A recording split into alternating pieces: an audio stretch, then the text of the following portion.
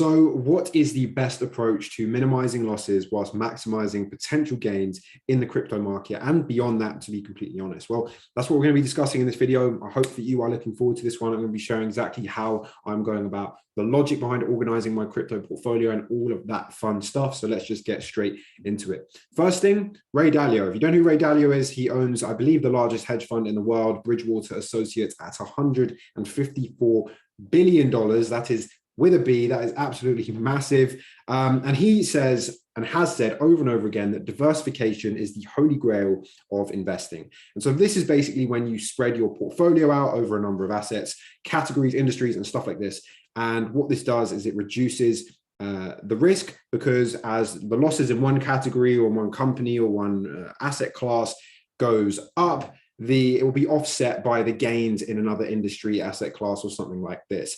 And so what this means is it's essentially giving you an average of lots of different categories and assets, as I said, and just kind of leveling out some of the losses and matching it kind of somewhere in the middle. And so what this is going to do is it's going to reduce the volatility, meaning those big volatile swings up and down, which does mean that it may counteract some of the big traditional pump and dumps and all of these types of very, very large gains in the crypto space. If you're going with the traditional approach of this. And so I'm going to start off by talking about the traditional approach, and then I'm going to move on to talking about a little bit more of an aggressive approach that does facilitate those higher gains more. So stick around for that. But it also means that you're much more likely to make money in the long run.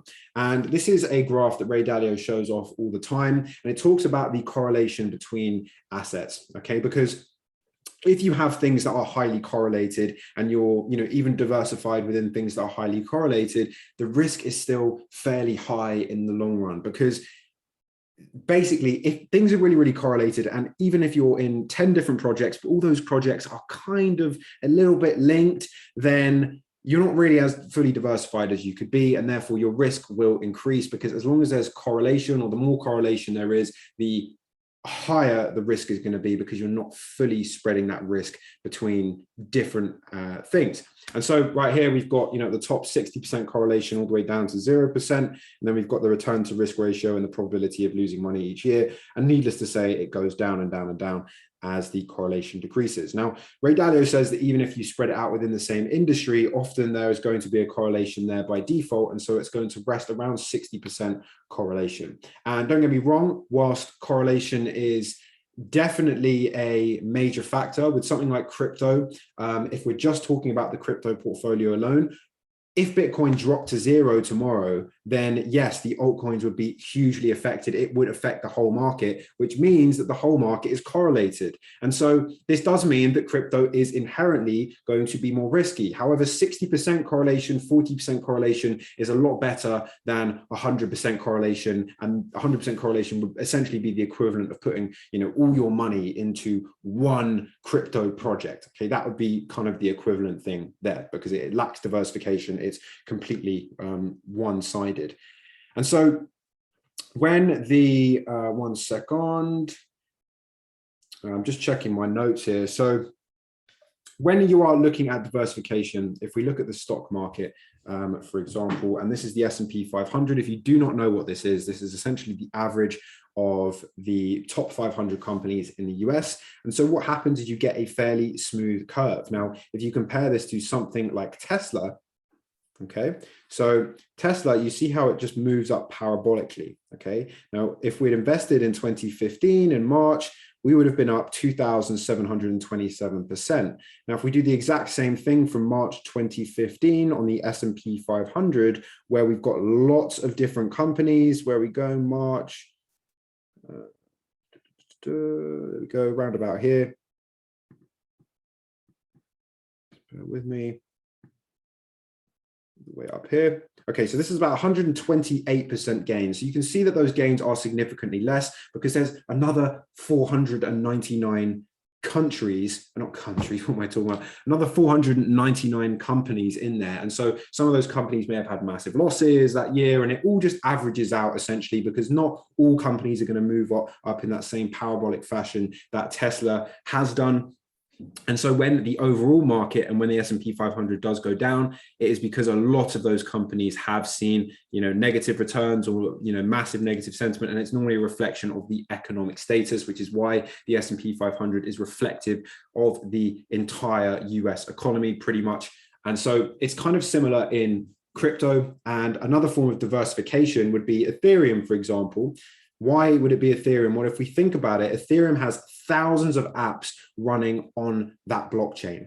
Those apps are spread out between different industries, DeFi, crypto gaming, all of these different areas. And so by definition, if it's got thousands of apps underneath it, even if 100 of those apps completely collapsed, Ethereum is not going to take the biggest dip. It's not going to go down 90% as if you were, put all your money into one of those apps, because by definition, it's all running on Ethereum. And so think about it as like a blanket that is at the center of a web almost. And, even if you clip a few of those kind of outer webs, the network of the web still remains, and therefore it makes it a much safer play. And so you need to categorize into low risk and high risk. Now, an alternative approach. So actually, before we go on to that, you've got to understand that if you're doing that, it's less potential return, yes, and it is a lot more conservative, but it's a lot safer over the long run. Now, I think, in my opinion, and what I'm doing is I'm diversifying outside of crypto as well, because there is always a chance that crypto could just suddenly plummet or something could happen, and we could just enter another bear market. And whilst if there was another bear market, I'd be buying up anyway. Nevertheless, I think it's something to be massively aware of. And so I'm diversifying in things like a few stocks and a lot of real life assets as well. I could be doing a lot better job of this, to be completely honest with you. But I'm also completely aware that I could lose all my money in crypto tomorrow. And I'm actually okay with that. I've come to terms with that. I'm not in any rush to make loads and loads of, make all my money out of crypto. I've got other things that I use for my money. So anyway, so an alternative is going to be the higher risk approach. Now, a higher risk approach also brings with it a higher growth potential. And this is essentially going to be having a concentrated portfolio of projects that you deeply understand and follow at a very high level. So you follow all of the news surrounding it and all of the updates and the Twitter feeds and all of these sorts of things. Now, this is more risky. However, there are still some things that you can do to keep the risk down, which I'll talk about in just a second. But even in this scenario, a balance of lower risk to higher risk is important. And in my opinion, the higher risk should be greatly outweighed by the size of the lower risk. So what I mean by this is I follow an 80-20 rule, okay? So for me, 80% of my portfolio is going to be on the lower risk things. So for me, that's going to be Ethereum, that's going to be Solana, that's going to be AVAX, that's going to be DOT. Those are going to be my main conservative holdings. They're what I like the most. And then 20% is going to be spread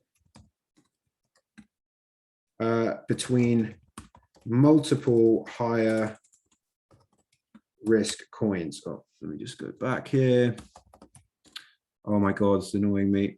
Multiple higher risk coins. Okay, so for me, that's going to be gaming crypto, more specifically looking at those other projects. And I want to spread it a lot thinner. I want to spread between a lot more projects. And so you can see for the lower risk, it's basically 4 main holdings here. And then for the higher risk, I am holding, I believe, around between 8 and 10 higher risk coins. But the reason for that is because just spreading it between more of them is a form of diversification. It's the exact same logic between as Ethereum having thousands of apps running on the blockchain, then it's the same sort of thing. It's like you're spreading it between multiple different things. And what this means overall is if you were to look at the actual dollar amount that I was putting in a hell of a lot less. 2%, 3% of my portfolio, or even less. Normally it's 1%, and kind of doing those high risk bets that way, because even if 1 wins out of 10, that is because of the higher risk, higher reward. It is normally going to outweigh all of the rest of the losses. And so one thing you've got to bear in mind with this approach is that it does take a hell of a lot of research, and you do need to stay on top of things. If you are new, staying on top of 10 different cryptos, 15 different crypto coins in 5 different industries, and it's physically impossible in my opinion. You're never going to be, you may be able to stay in front of the kind of general market and the general, the odd general thing, but you're never going to be in a position where you really have a clear enough understanding, a specialist understanding, that you're going to be able to spot those huge rises before they come. It's just not going to happen. And so, in my opinion, always stick with less and work it up slowly. Don't try and run before you can walk. It's just not going to work. And so that is kind of a more higher risk approach, in my opinion. And it's one that is a little bit more safe because, again, you are largely, within the crypto context alone, without diversifying outside, you are a lot more protected because you have the majority of your portfolio in safe assets. You can play around with these things if you like. None of this is financial advice, guys. Remember that. This is all just my opinion and what I am doing. So I hope that you can find value from it. But just always do your due diligence, guys. You know the drill. I'm just looking at my last note here. So on a smaller scale, understanding your industry and the correlations within it are going to be important to consider. So this is going to be the final thing that I want to talk to you about. If we are looking in the category of crypto gaming, for example, you've got tech solutions and then you've got games. Okay, these are kind of the two general categories. So tech solutions will be things like Engine, Altura, whereas games will be things like the Sandbox, D-Race, Star Atlas, etc.